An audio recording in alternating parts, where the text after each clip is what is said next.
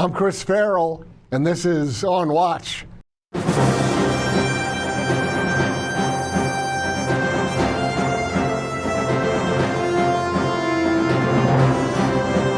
Welcome to On Watch, everybody, the Judicial Watch podcast, where we go behind the headlines to cover news and information that the legacy mainstream media really doesn't want you to know about. We try to recover some lost history, and we try to explain the inexplicable. Helping me do those things today is Bucks County, Pennsylvania pro-life activist Mark Houck. Welcome to On Watch, Mark. Thanks, Chris. Good to be with you. You've been on the receiving end, on the pointy, sharp end of the Biden administration's radical pro-abortion stance, their policies, their law enforcement efforts. As we kick off this episode, refresh, people probably hear your name and they go, wait a minute, I think I know about that guy. Give us kind of the overview of what happened with you with respect to the Biden administration and their rabid pro-abortion policies. Yeah, sure. Well, it began in 2021, where I was just continuing my weekly vigil at a Planned Parenthood in Philadelphia, not far from where I live, with my son, and something I've been doing for 20 years. But had a bit of an altercation in front of the Planned Parenthood whereby a escort for Planned Parenthood, a guy I've known for 20 years, was harassing and bullying my son. And like any good father, I just stepped in and told him he had to stop. He wouldn't. And once he continued to press it, I had to get involved and physically remove the man from my son's space. What kind of harassment and bullying? What's this guy doing? It sounds like he crossed the line at some point. What did he do? Yeah, sure. Well, over the years, he's been very vulgar around my son, which is not untypical of escorts, to be honest. But on this day, he was coming into his personal space, which they never do. They stand in front of the building. We were 50 feet away from the building, and he proceeded to go and literally put himself right in front of my son. So in that regard, he was just physically in a very imposing space with my son. Right. And then he was whispering and talking to him in his ear about how evil his father was, and just continuing to press him and can't you see why your dad is hurting women and all this stuff, and just trying to totally influence him in a very negative way, which of course my son wasn't having, but he just wouldn't stop with it. And anything that would happen, he was just in his ear. Just my own commentary on this. That's a really sick, evil thing to do, to get up on a young kid's and talk trash about their father in front of them. And I mean, I can't imagine the weird sickness in this guy's head. But for him to violate his space that way and do that, that's pretty abhorrent stuff. That's off the charts in my view, at least. Yeah, I mean, he's a 70-year-old man, so, to do that with a 12-year-old boy, it's really out of line, of course. Most men at that age have some wisdom in their life, and they recognize that this wouldn't be a good thing. Right, And, right. clearly something's not right there and hasn't been for a long time. Right. So he comes up and engages your son in this bizarre, sick way. And you tell him knock it off, basically. Then pick it up from there.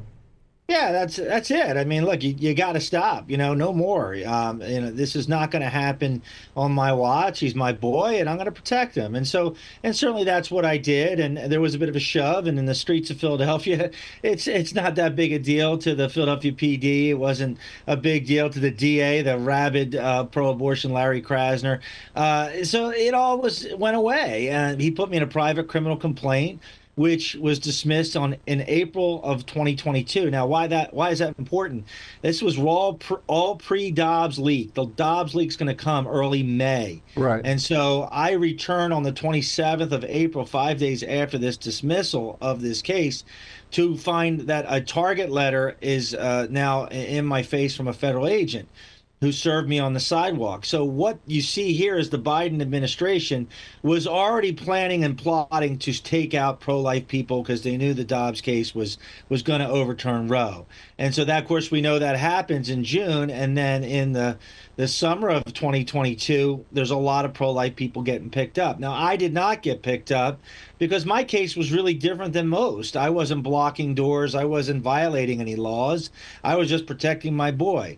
But in the end, though, I was raided at my home in a pre-dawn raid on September 23rd, 2022, with about 20 plus federal agents and PA state troopers, Bucks County sheriffs, and Philadelphia PD with long guns, M16s, pointed at me, my wife, and my 7 children, who were all asleep when they came to the door, except me. Thanks be to God. Otherwise, it could have been worse. Right. But yeah, they held us all at gunpoint. My kids are still suffering till this day from it.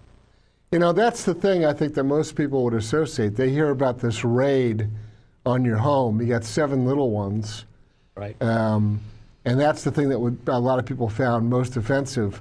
But just for a second, I think it's really important for folks to understand a few things. Number one, I guess that Philly PD responded to the original incident, and they looked at it, and everybody said, okay, look, unfortunate, knock it off, no harm, no foul, everybody go away.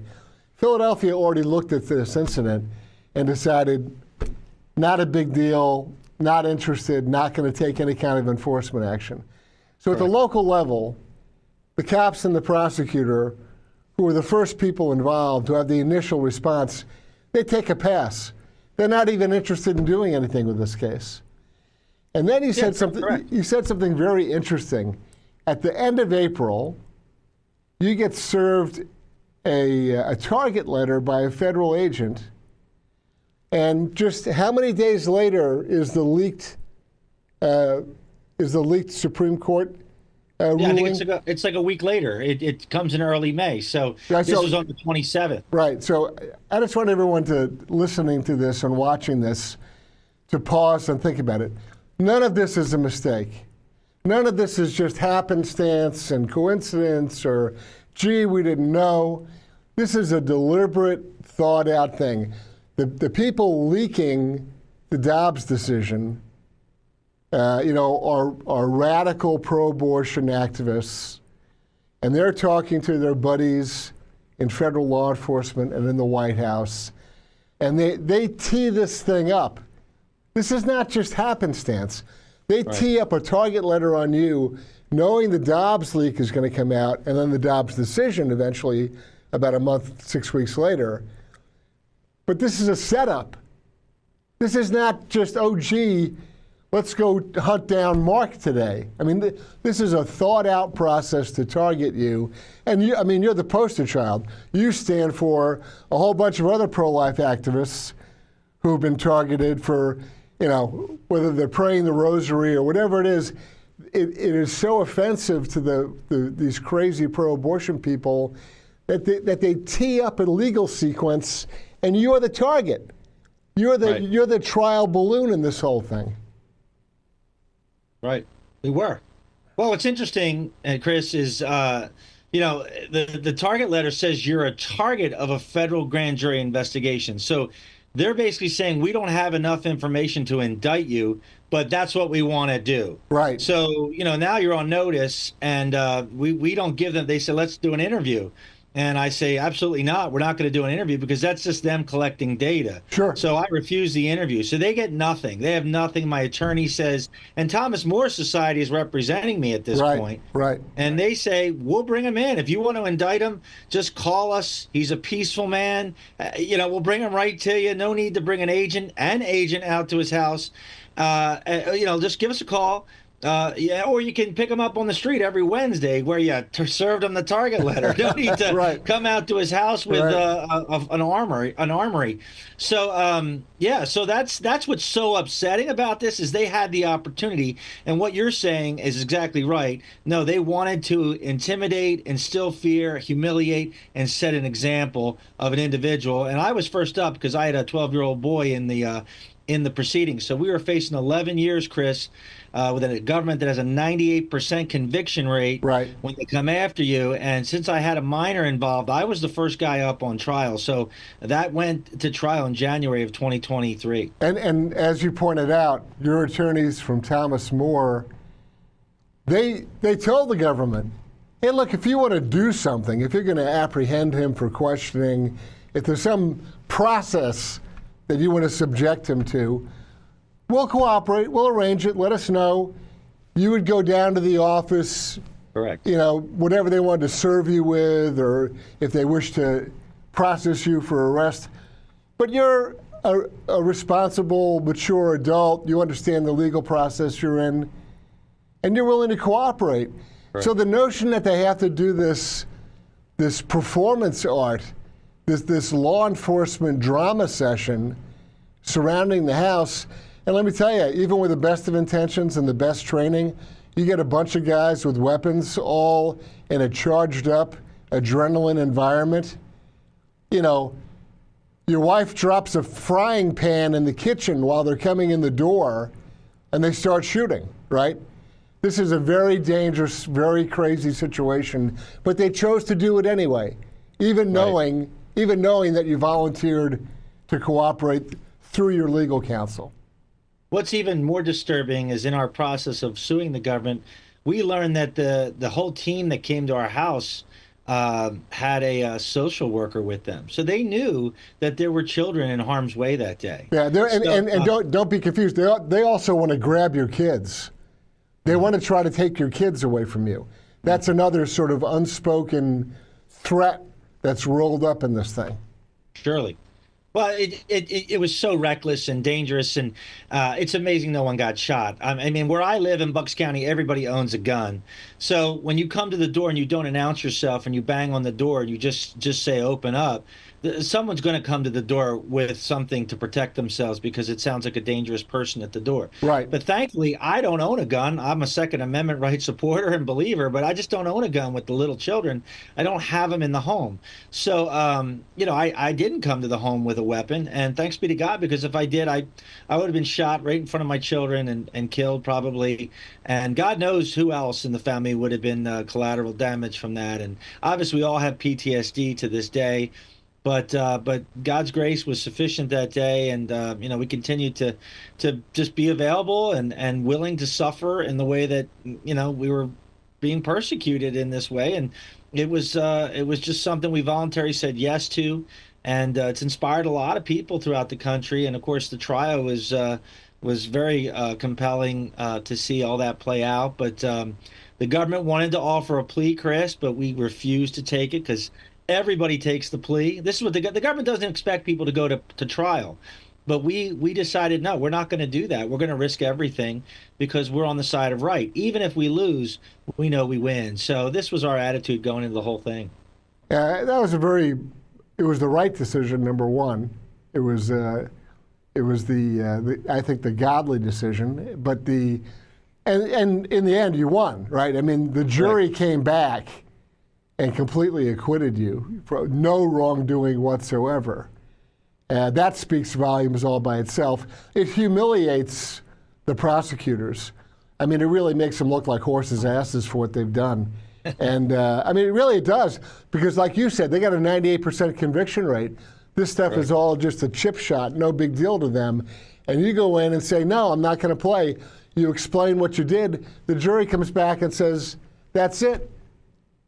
Acquitted, not guilty. I mean, that is devastating to them because they bank on bullying people and beating them up. That's what they bank on. Yeah, I mean, they prey on your fear. I mean, 11 years away from your family, maximum security to penitentiary, all of that, house arrest, all of it involved. You can't travel, you can't coach your kids football. This is all pre-trial stuff. Right. They take your freedom from you, and you start to think, man, this is really bad, and I need to protect. But thanks be to God, I had a wife who said, no, you do what you're called to do. We will support you, and I want you to stay the course. And we were all in as a family. So So it really was a family endeavor. The courtrooms were filled twice over, and rosaries galore, and priests and prayers, and all the people were there. So we had a lot of support, and the jury rendered a decision in less than an hour, which tells you how ridiculous it really was. And it was humiliating to the government. But you know what, Chris, they just went on to the next guy. Everybody else has taken a plea or has been found guilty. So right. I'm the only guy kind of left standing with this target, with this FACE Act. So we got to repeal it in with the new administration, and hopefully I can help with that. Let me ask you another question. So when they go to pick you up, you have all these officers. You said like 20, 25 officers of various flavors, right? Municipal, county sheriff, feds, everybody's in on the game. Any of the officers look at you and say, look, hey, I'm sorry. I know this is BS, but we got to do this. Anybody engage with you like in an authentic, legit, human way and say, I don't know why we're here, but we got to do what we're doing because the U.S. attorney sent us out here? Anybody like that? Not at the house. As we drove down and I was taken away from my children without the ability to say goodbye or even put clothes on. As we drove down, I could see some humanity in the driver, who was from St. Louis. And he was talking to me about a lot of things. And of course, they're recording me the whole time. But when we get down to the federal building, which is 100 yards from Independence Hall, where all our rights are established, right. Oh my God. Ironically enough, he says it was a real pleasure meeting you, and I think there was some genuine sincerity there, and I think he recognized that I was a good and decent man who was not guilty of this type of treatment, or not should but not be treated this way, regardless of what I was being accused of. He showed some humanity, but I haven't seen him since, and he left the building very quickly. Yeah, and that's sort of the lingering leftover thing that always irritates me, is that we bump into federal agents who are involved in all sorts of stuff like yours, but also like variations on this, and they carry out orders that they know are, I don't know that they don't know in the sense of having metaphysical certitude, but they know that they're involved in a setup, in a racket, right? They know the case, they've briefed up on it. They know you're not a danger, right? And they're part of this SWAT team routine where they come in to go after you. It's kind of like Peter Navarro. He tells the FBI agents that he's going to an event in Nashville and he's flying out. He's going to come back after the weekend. Oh, okay, no problem. And then they arrest him in the airport to humiliate the guy, right? Sure. This is all gimmick. This is performance art. It's not law enforcement. This is stuff totalitarian regimes do to threaten and intimidate people. It's shameful. It is a shameful thing. And I'm hoping that the next administration really resets the priorities of what our law enforcement is doing, because this is not something that a law-abiding citizen, otherwise with a clean record and reputation, should have to go through. So well, listen, you know that's true, Chris, because they gave me ROR, so I was released on my own recognizance. They never would have done that to anybody who was a threat, a violent offender, or a flight risk, and so they knew that. And so, yeah, it just all backfires on them. What they did in the process of this, it just shows they knew all these things, yet still went forward with it, as you said, in a very tyrannical way. And this is what dictatorships do to people. They wake sleeping children up in the middle of the night, and they arrest their father at gunpoint. So this is what we did, and for the weaponization of the government at this point, we really needed to expose that, and I think that's why the American people were not happy and want to move quickly away from this current administration. Yeah, it is the byproduct of a rabidly militant pro-abortion, pro-death, pro-baby killing ideology. That's what it is, and it's extraordinarily dangerous. So thanks be to God, you get out of this with an acquittal from the jury in an hour. But then you have your own legal options. So moving forward, you'd probably take a deep breath, but then you say to yourself, well, what can I do? And so where did you go from there? What was next on your list? Yeah, well, a week later, I was at the State of the Union, which was really crazy to be at the State of the Union and to watch, our government play out the political theater that is the State of the Union. But yeah, so we wanted to sue the government, but we needed to find a good civil rights a firm or attorneys that could help us, and that was hard to find. How many attorneys out there have successfully sued the federal government? Not many. They have sovereign immunity, and they have it for a reason, and it's good that they have it. However, when they break their own rules, when they break the Constitution, the amendment, the Bill of Rights, they got to be held accountable. Right. And so my Fourth Amendment rights were violated. My Sixth Amendment rights were, to a degree, violated. First Amendment, of course, from the very beginning, were violated. So, and this prosecutorial discrimination and misconduct, and this viewpoint that was so skewed, that needs to be exposed. So we found some attorneys in Kansas City, Missouri, who have done this before, and we got on board with them. And by May, we filed by October of last year, we filed our initial complaint to the government, which puts them on notice. And the government didn't respond. They ignored it for 6 months. Of course they're going to ignore it. And then so we have to file. Talking about arrogance, right? Right. Like, yeah, not interested. Formal complaint is filed officially last May, in this past May.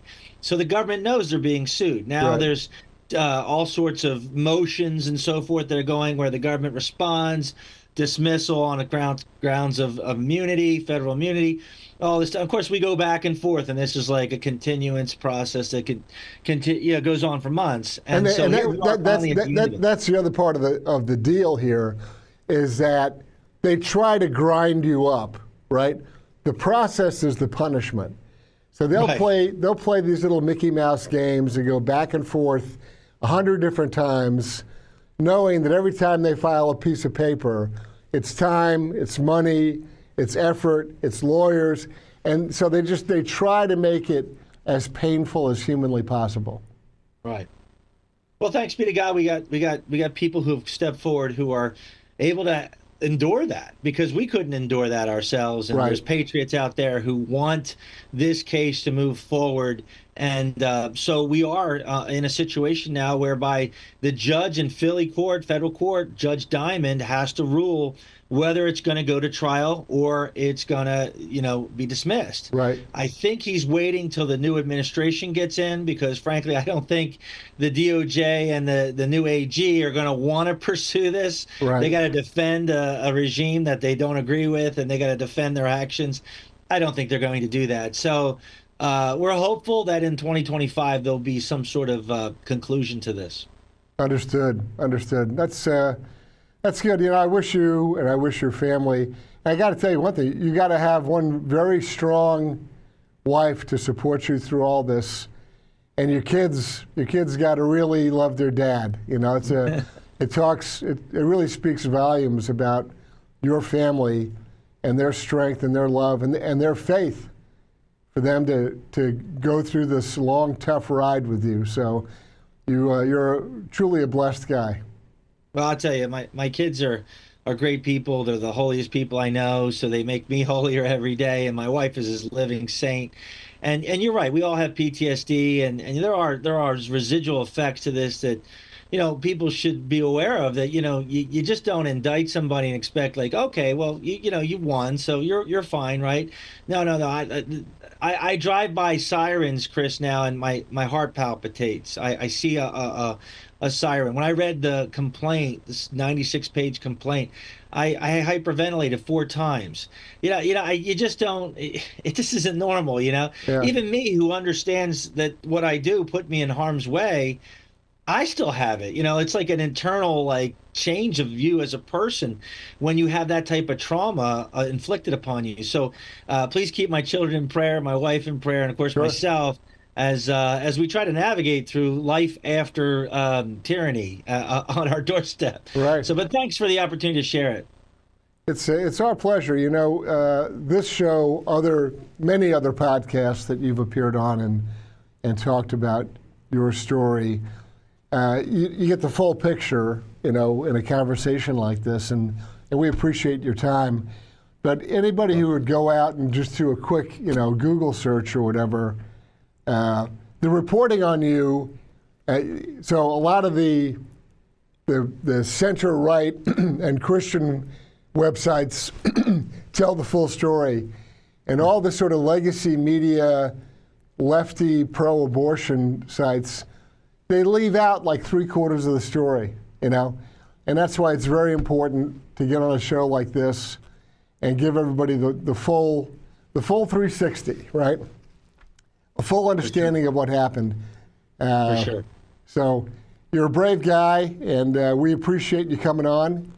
And I'll give you the last word. Where can folks follow what you're doing, and how can they support your legal efforts? Yeah, here we are, Giving Tuesday, right?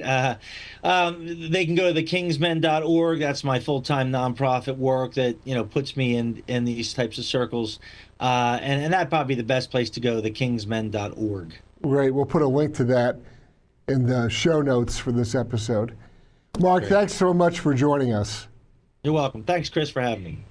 I'm Chris Farrell on Watch.